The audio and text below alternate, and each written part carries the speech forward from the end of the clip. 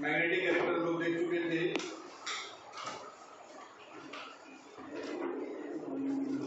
D block element में जो है हम लोग देख रहे थे मैग्नेटिक कैरेक्टर। अब नेक्स्ट देखते हैं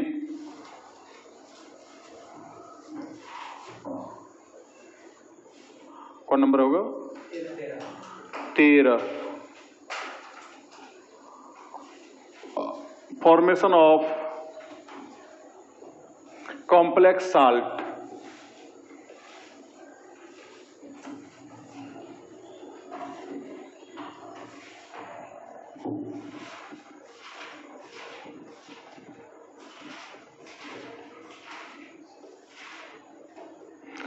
तो हम लोग को डी ब्लॉक के बाद एक चैप्टर पढ़ना है कोऑर्डिनेशन केमिस्ट्री। तो कोऑर्डिनेशन केमिस्ट्री जो है वो कॉम्प्लेक्स साल्ट का पूरा एक चैप्टर है, मतलब पूरा चैप्टर में सिर्फ कॉम्प्लेक्स साल्ट ही घूमेगा।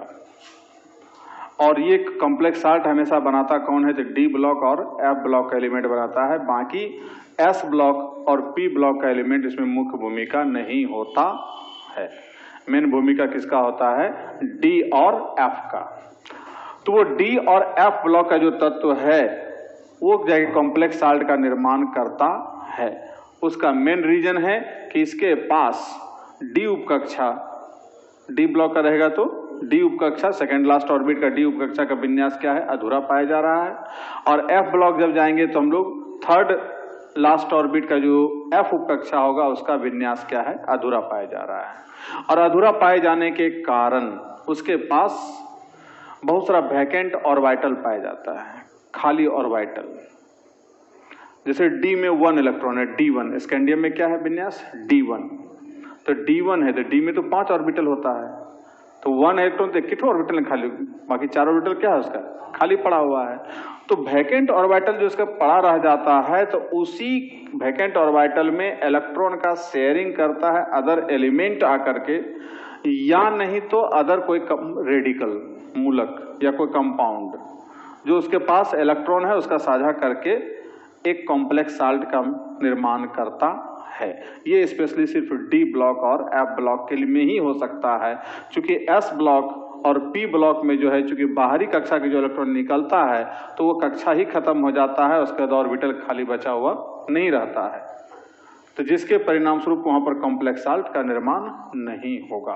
तो ये कॉम्प्लेक्स साल्ट जाके जो है कि हमको थोड़ा सा जटिल टॉपिक है, नाम भी है जटिल लवण, तो जटिल टॉपिक है। इसको हम लोग अगले चैप्टर में डिटेल्स देखेंगे, थोड़ा सा चीज से उठा करके कहाँ से उत्पत्ति हुई, कौन उसका आविष्कारक था, किसने शुरुआत किया, ये सारा चीज को हम लोग वहां पर देखेंगे। लेकिन तत्कालिक यहाँ पर हम लोग देखने जा रहे हैं तो सिर्फ भरवली यहाँ पर कि डी ब्लॉक का तत्व जो है वैकेंट ऑर्बिटल के रहने के कारण वो क्या कर रहा है? कॉम्प्लेक्स साल्ट का निर्माण करता है। जैसे आप कंपाउंड देखे होंगे कभी, बहुत सारा किताब में लिखा हुआ K4 सबसे कॉमन कंपाउंड है, FeCN का होल 6 बड़ी कोष्ठक वाला कंपाउंड। ये बड़ी कोष्ठक वाला जो कंपाउंड है, कैपिटल ब्रैकेट का जो वाला जो कंपाउंड है, ऐसा कंपाउंड आप देखें होंगे बहुत जगह पर लिखा हुआ। जैसे मान लीजिए हमको कहीं रहा NaAg CN का होल 2, CO NH3 का होल 3 Cl3। तो इस टाइप का कंपाउंड जो हमको दिखलाई पड़ता है, ये सब कंपाउंड क्या है? कॉम्प्लेक्स साल्ट है। और कॉम्प्लेक्स साल्ट है तो उसी में से ये जो देख रहे हैं Fe, यहाँ Ag, यहाँ CO, सब कहाँ का है? ये डी ब्लॉक का तत्व है। और डी ब्लॉक का तत्व यहाँ पर जो है कि मेन भूमिका अदा कर रहा है, जिसको बोलते हैं हम लोग सेंट्रल मेटल। सेंट्रल मेटल मतलब इसी का कंपाउंड है ये, जो मेन होता है, जिसको होता है सोडियम क्लोराइड। तो सोडियम क्लोराइड किसका कंपाउंड है? तो सोडियम का कंपाउंड है। तो ठीक उसी प्रकार से कार्बन डाइऑक्साइड किसका कंपाउंड है? तो कार्बन का कंपाउंड है। कार्बन मोनोऑक्साइड किसका कंपाउंड है? कार्बन का कंपाउंड है। मीथेन किसका कंपाउंड है? तो कार्बन का कंपाउंड है। तो उसी प्रकार से यहाँ पर जाके जो है ये पूरा कंपाउंड किसका है? तो Fe का है। ये पूरे कंपाउंड किसका है? Ag का। ये सब सहायक है, सब्सिडरी है। मेन भूमिका किसका है यहाँ पर? Fe का, यहाँ Ag का और यहाँ CO का।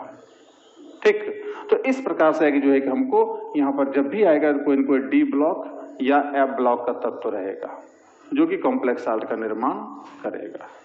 अब उसका रीजन जस्ट वहां पर है कि Fe का विन्यास यहां पर देखें तो Fe का जब हमको ऑक्सीडेशन नंबर +2 है तो Fe+2 का विन्यास हम लोग जब देखे थे उधर पीछे 1s2 2s2 2p6 3s2 3p6 4s0 ये खाली है। उसके बाद 3d6 तो 1 2 3 4 5 6। अब ये तो अधूरा पड़ा हुआ है तो ये अधूरा है और ये क्या है, खाली है।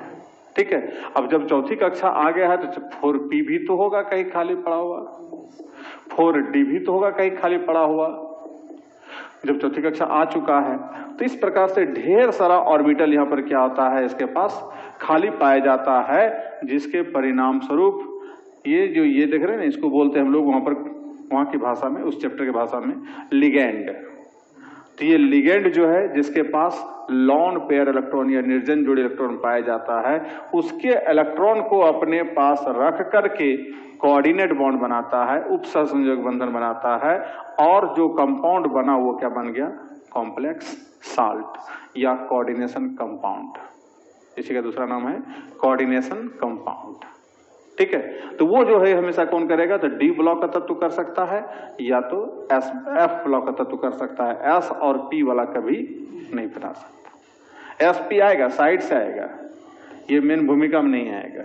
मेन भूमिका किसका रहेगा, हमेशा यहाँ पर बड़ी कोष्ठक के जस्ट बगल में देखिएगा हमेशा डी ब्लॉक या कुछ तत्व एफ ब्लॉक का रहता है। ठीक है, कोई दिक्कत, बाद में चर्चा करेंगे।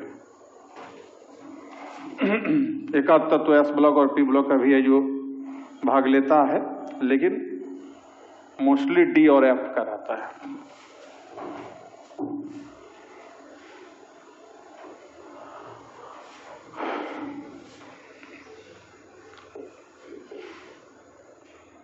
Since we know that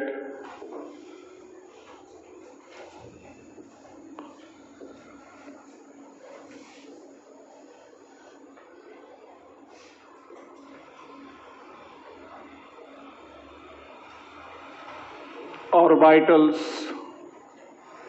of last orbit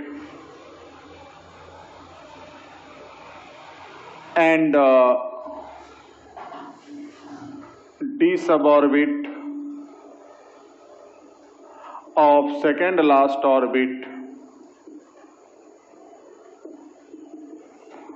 of d block elements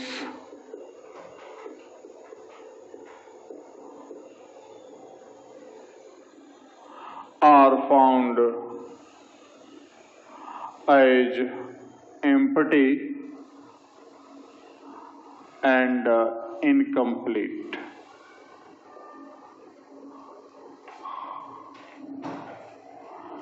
From which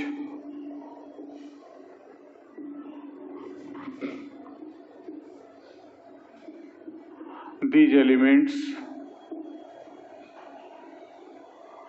can form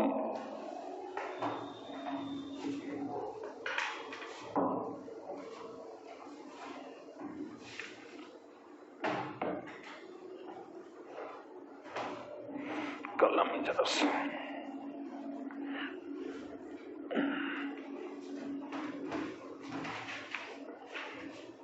coordinate bond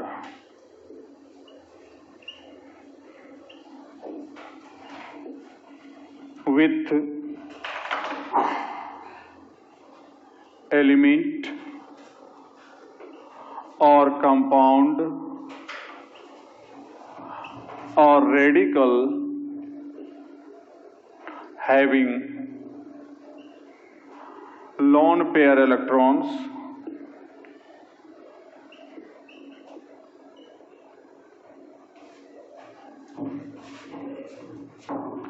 from which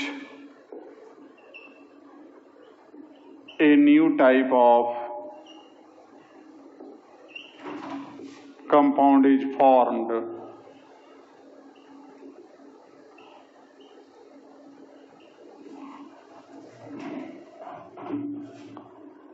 which is called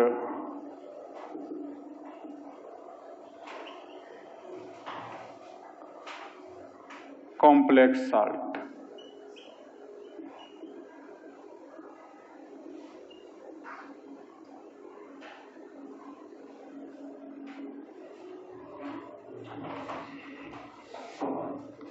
हो गया? So we can say that D block elements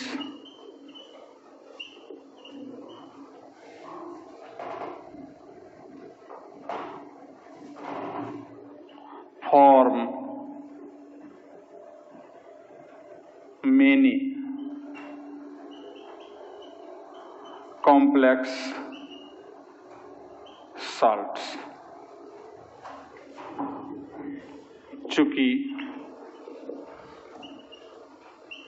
हम जानते हैं कि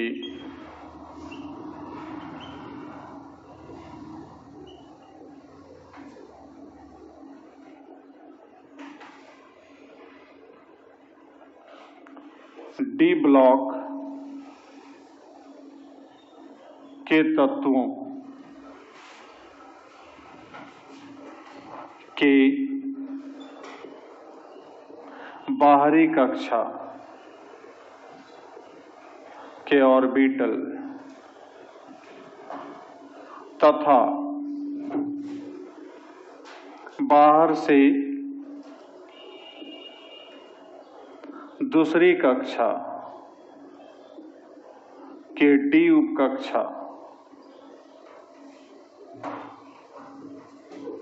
के ऑर्बिटल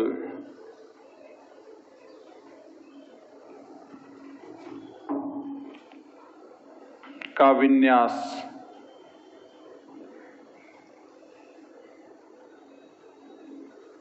अधूरा या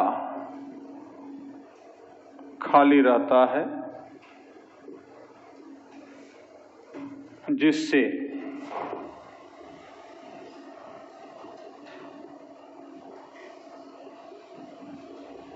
ये सभी तत्व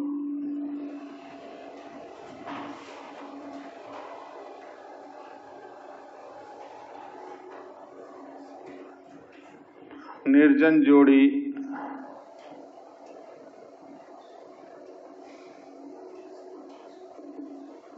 इलेक्ट्रॉन युक्त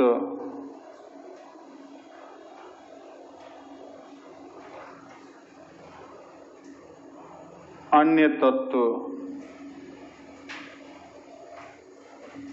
या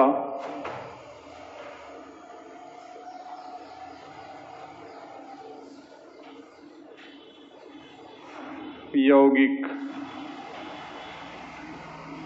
या मूलक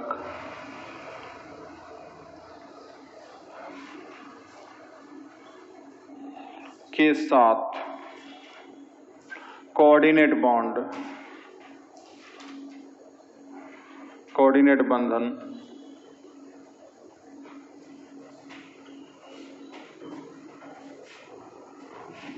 बना सकता है।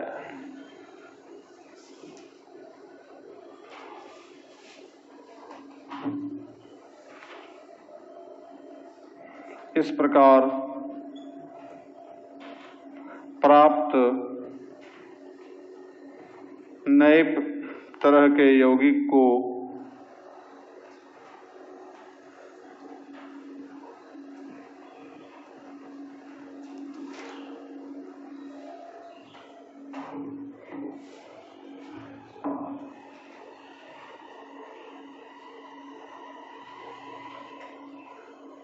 संयुक्त लवण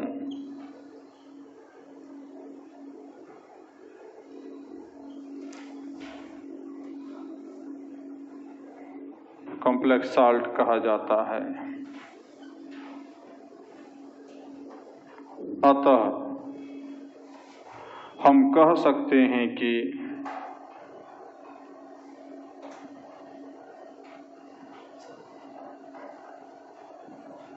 डी ब्लॉक के तत्व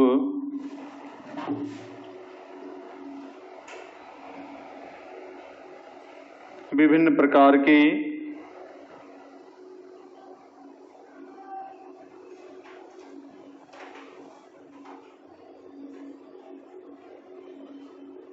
संयुक्त लवण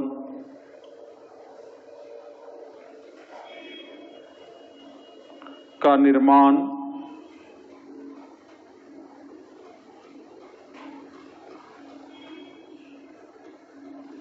करते हैं।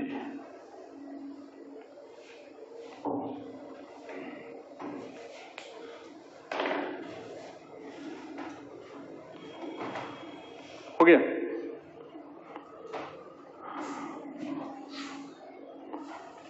बाकी डिटेल हम लोग देखेंगे जब कोऑर्डिनेशन केमिस्ट्री पढ़ेंगे तो वहां पर। यहाँ खाली एग्जाम्पल 2 देख लेते हैं।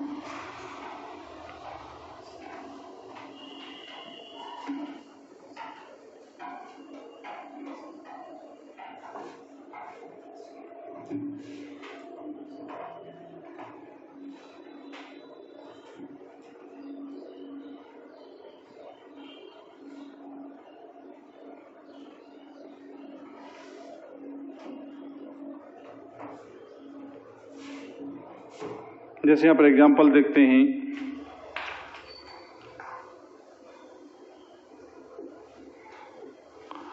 K4FeCN का होल 6, K3FeCN का होल 6,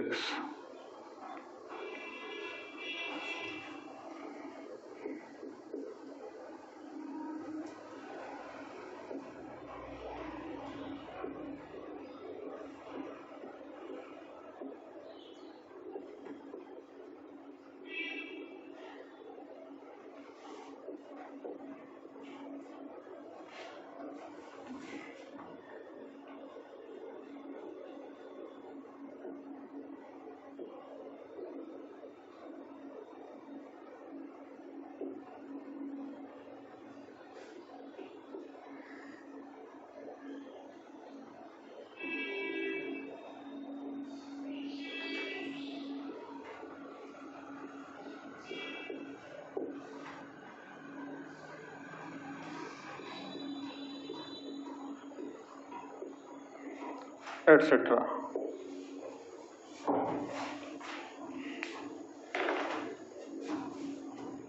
अब कैसे बनता है इसके बारे में चर्चा करेंगे हम लोग जब कोऑर्डिनेशन केमिस्ट्री पढ़ेंगे तब।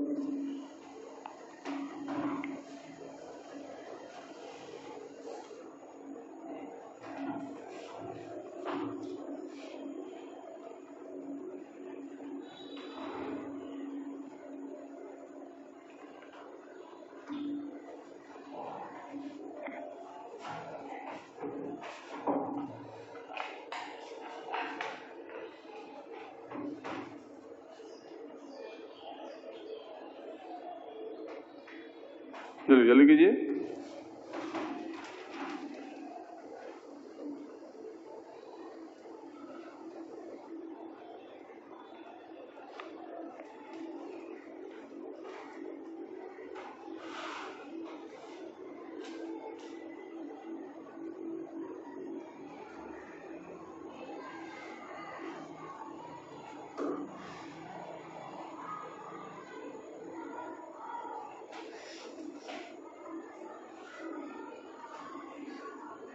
मिटा दो।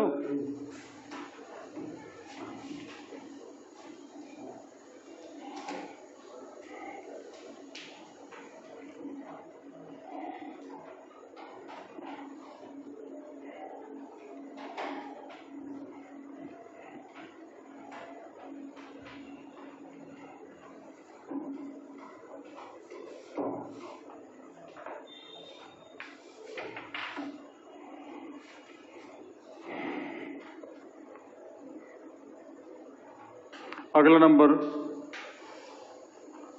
Catalytic character.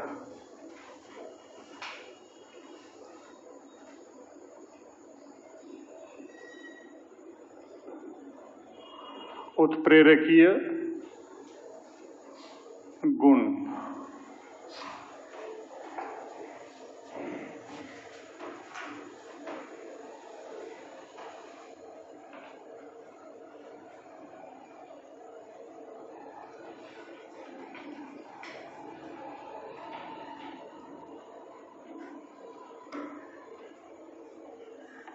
कैटलिस्ट के बारे में हम लोग पीछे पढ़ चुके हैं, चर्चा हुआ था कहीं पर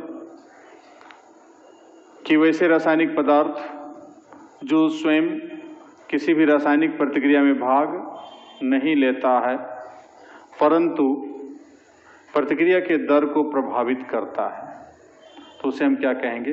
उत्प्रेरक कहेंगे। तो डी ब्लॉक का तत्व और एफ ब्लॉक का तत्व अक्सर या मोस्टली ये दोनों प्रकार के तत्व जो हैं कैटालाइटिक कैरेक्टर भी दर्शाते हैं, अर्थात इन तत्वों के यौगिक या ये तत्व खुद जो है किसी रिएक्शन में पहुंच करके रिएक्शन के रेट को प्रभावित करता है, तो रिएक्शन के रेट को बढ़ा देता है या घटा देता है, अपने उसमें भाग लेता नहीं है। तो ऐसी घटना जब घट रही है तो इसका मतलब वो गुण कहलाए, वो पदार्थ कहलाएगा कैटलिस्ट, जिसको यूज किए हम लोग, और ये घटना कहलाएगा कैटालाइसिस या उत्प्रेरण।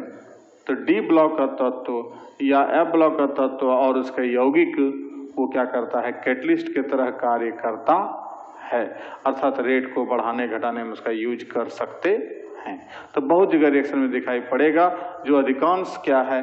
डी ब्लॉक का है या तो एफ ब्लॉक का तत्व है।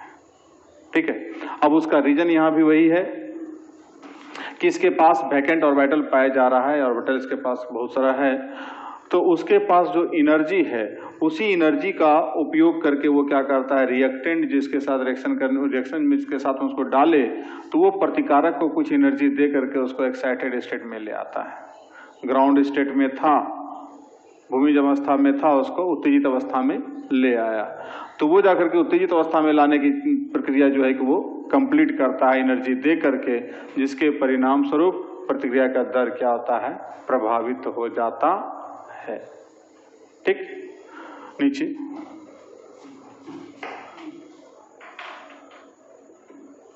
चूंकि since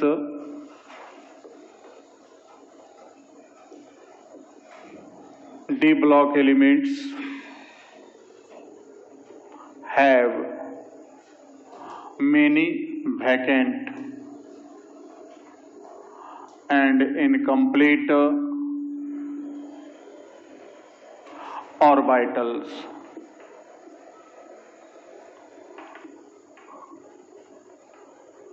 from which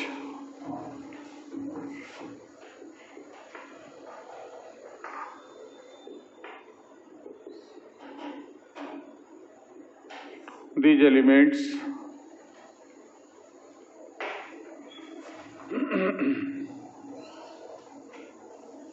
or their compounds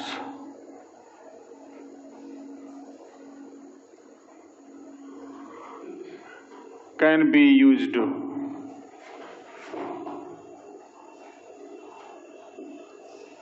as catalyst during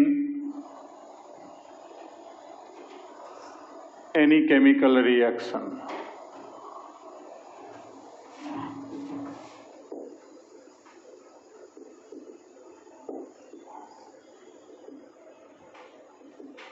Which changes rate of reactions.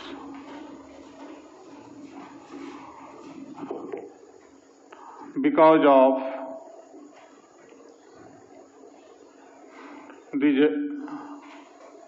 elements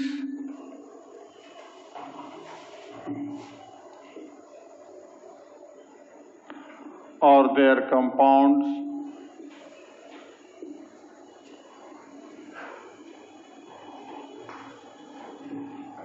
give some energy for excitement of other elements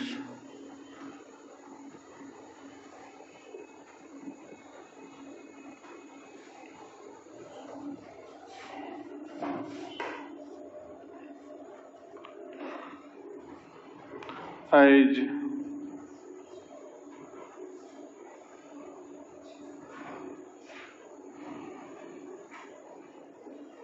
activation energy.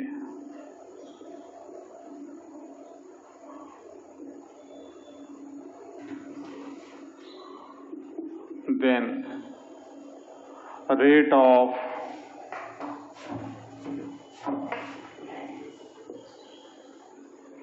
reactions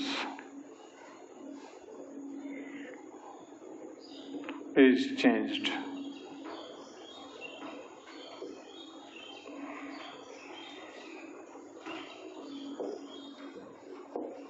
चूंकि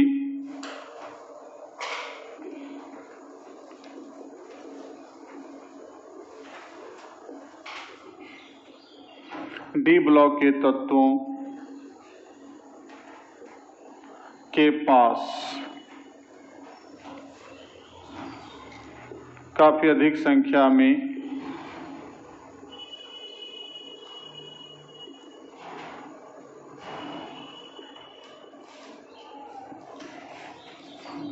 रिक्त एवं अधूरे ऑर्बिटल पाए जाते हैं,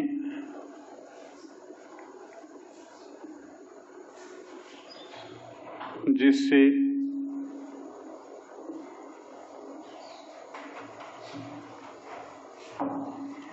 ये तत्व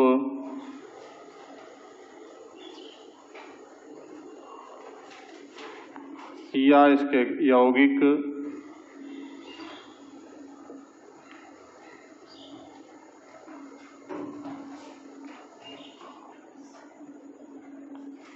किसी रासायनिक प्रतिक्रिया के दौरान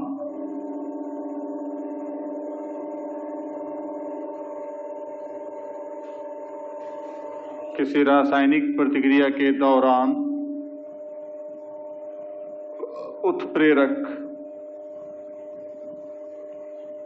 के रूप में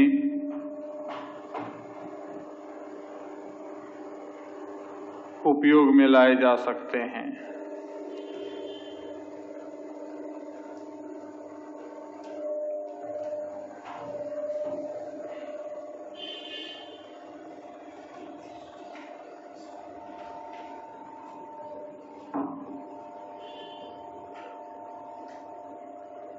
जो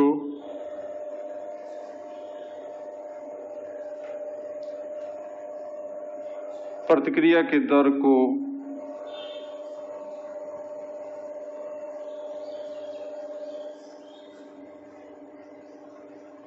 प्रभावित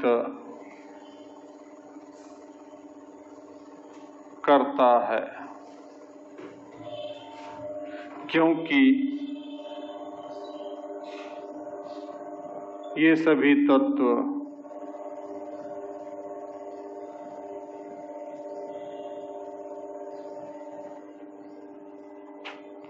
एवं इसके यौगिक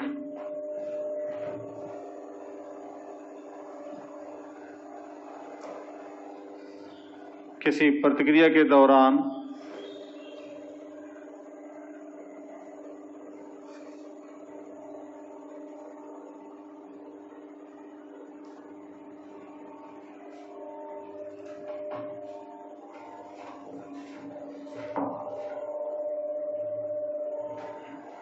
प्रतिकारक को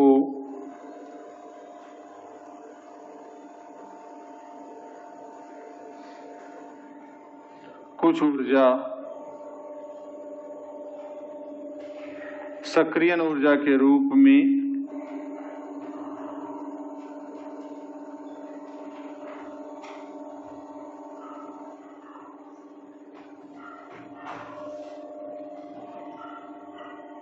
देता है, जिससे देता है तब प्रतिक्रिया का दर परिवर्तित होता है।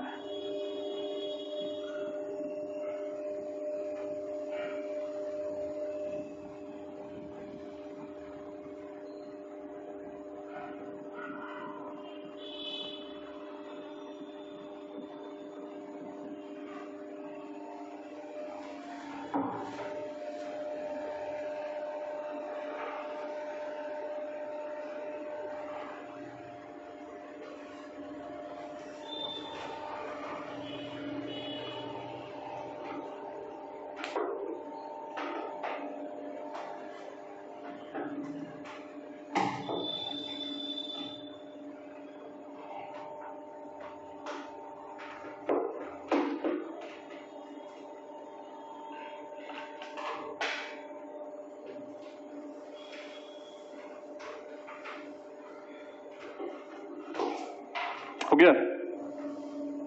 जल्दी करो, कोड एक तरह लिखता है 3 घंटा से।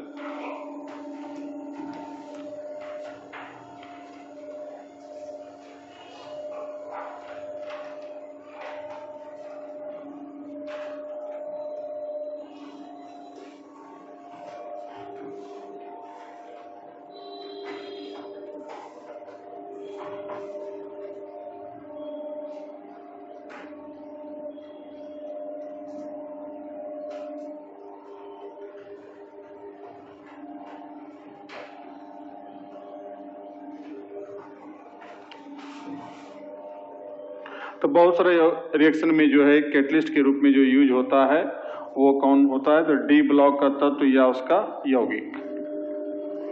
अधिकांश में दिखाते हैं एग्जाम्पल में, जैसे N2+3H2 अमोनिया बनाना है तो यहाँ पर Fe+MO का इस्तेमाल होता है। तो Fe डी ब्लॉक का तत्व, MO भी डी ब्लॉक का तत्व। 2KClO3 से O2 प्राप्त करना है तो MnO2 डाला जाता है कैटलिस्ट के रूप में। ये सब कैटलिस्ट है, जितना भी देख रहे हैं बीच में लिखा था, ये सब क्या है? कैटलिस्ट है। C2H4+H2 platinum.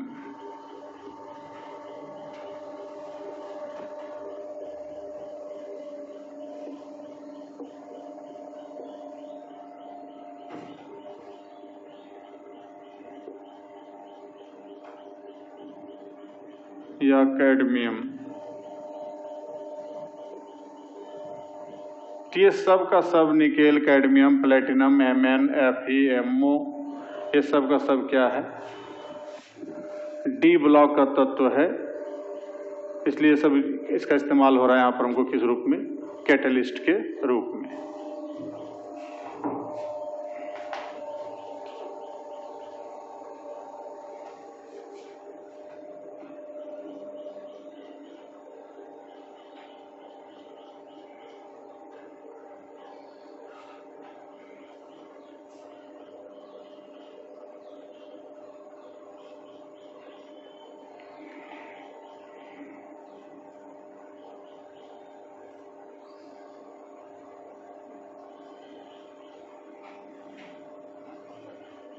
लिख लिया? मिटा दूं? और भी बहुत सारा रिएक्शन मिलेगा जिसमें जहां जहां भी कैटलिस्ट मिलता है अधिकांश जाकर जो है कि यही डी ब्लॉक का तत्व और उसका यौगिक मिलता है मोस्टली में।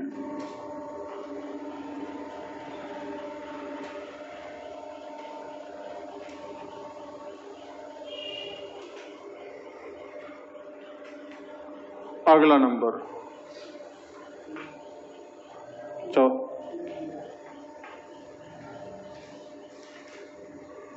फॉर्मेशन ऑफ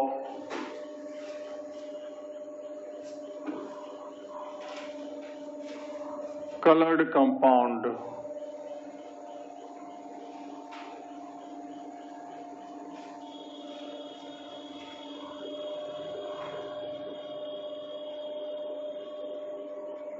रंगीन यौगिक का निर्माण।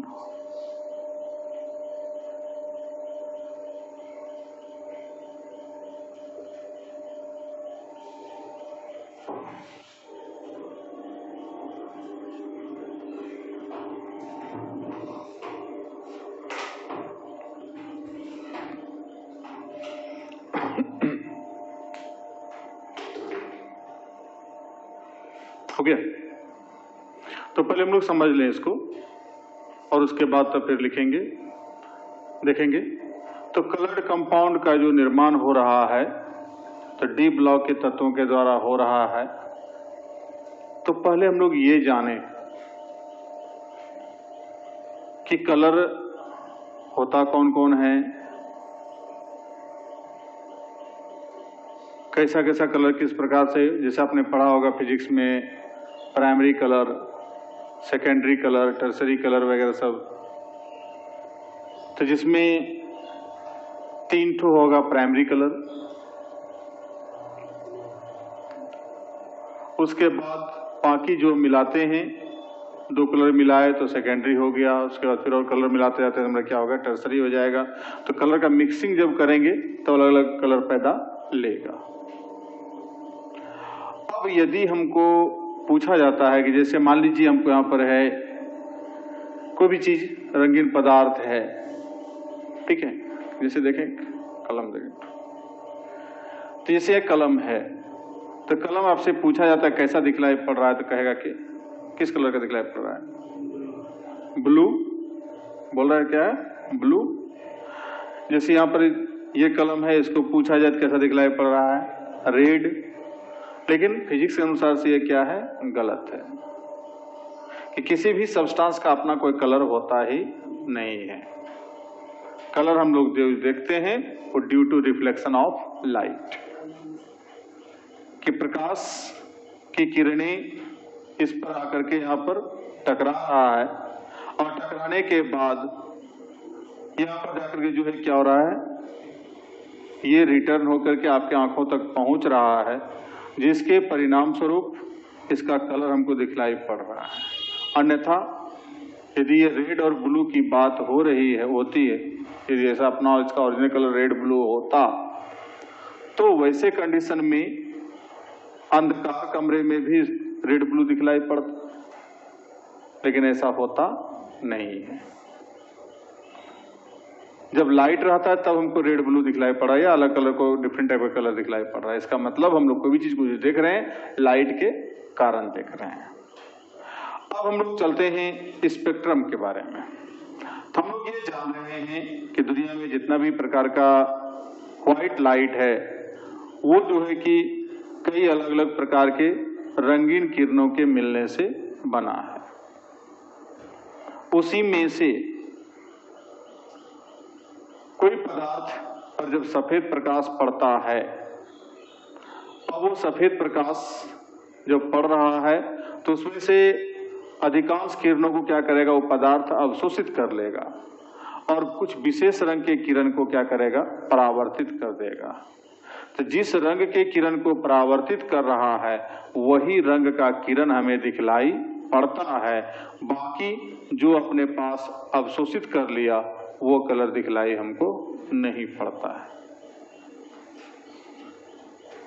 ब्लैक जो पदार्थ है वो क्या करता है, सभी किरणों को अवशोषित कर लेता है। व्हाइट जो पदार्थ है वो सभी किरणों को रिटर्न कर देता है, परावर्तित कर देता है, इसलिए व्हाइट दिखलाई पड़ रहा है। तो ये सब जो है कि कलर का फॉर्मेशन हो रहा है। इस ढंग की घटना डी ब्लॉक के तत्वों के द्वारा भी रिप्रेजेंट किया जाता है, और उसके यौगिकों के द्वारा, कि यहाँ पर जो है जो भी इलेक्ट्रॉन प्रेजेंट है वो उस पर जब व्हाइट लाइट पड़ेगा तो उसको जो है कि अपने सुविधा अनुसार जितना उसको जरूरत होगा, आवश्यकता अनुसार उतनी एनर्जी को क्या करेगा, वो अवशोषित कर लेगा, और कुछ विशेष रंग के किरण को क्या करेगा, वो परावर्तित कर देगा। जिस रंग के किरण को परावर्तित करेगा वैसा उसका कलर दिखलाई पड़ेगा, और जो परावर्तित नहीं किया तो वो कलर हमको दिखलाई नहीं पड़ेगा। जैसे कॉपर का कंपाउंड जो है Cu+2 के रूप में हमको जो भी होगा, CuSO4, CuCl2, सब ब्लू ब्लू दिखलाई पड़ेगा। Fe का कंपाउंड फेरस के रूप में है, सब ग्रीन ग्रीन दिखलाई पड़ रहा है। Fe+3 बोले जो कंपाउंड होगा तो सब येलो दिखलाई पड़ेगा। क्यों? तो कारण क्या है, उस कंपाउंड में जो उपस्थित इलेक्ट्रॉन है Fe का, अब उस पर जब प्रकाश की किरणें पड़ रही है तो उसमें से अधिकांश किरणों को क्या कर रहा है, अवशोषित कर रहा है, और यदि Fe+2 आयन है तो वो ब्लू कलर को, सॉरी ग्रीन कलर को रिटर्न कर रहा है, जिसके कारण उसका कलर कैसा दिखलाई पड़ेगा, ग्रीन। और जो Fe+3 वाला है वो येलो को रिटर्न कर रहा है, इसलिए उसका कलर कैसा दिखलाई पड़ेगा, येलो। तो ये कलर दिखने का कहानी है यहाँ पर। तो ठीक यहाँ भी हमको डी ब्लॉक के तत्वों के द्वारा भी कलर कंपाउंड का निर्माण किया जा रहा है और वो कलर कंपाउंड का निर्माण जो है उसका स्ट्रक्चर का पर डिपेंड कर रहा है, जिस पर की जाकर के जो मतलब कह सकते हैं स्ट्रक्चर का मतलब इलेक्ट्रॉनिक विन्यास, तो इलेक्ट्रॉनिक विन्यास पर डिपेंड कर रहा है और वो इलेक्ट्रॉनिक विन्यास के हिसाब से इलेक्ट्रॉन ऊर्जा जब उस पर डालते हैं तो अधिकांश ऊर्जा को अवशोषित करेगा, किसी विशेष रंग के किरण को क्या करेगा, वो रिटर्न जो उसकी कैपेसिटी से बाहर होगा उसको रिटर्न कर देगा और जब रिटर्न कर देगा तो उस ढंग का कलर हमको दिखलाई पड़ता है। ठीक है, इसको हम लोग चर्चा अगले क्लास में करते हैं, इसको एग्जाम्पल के साथ। ठीक।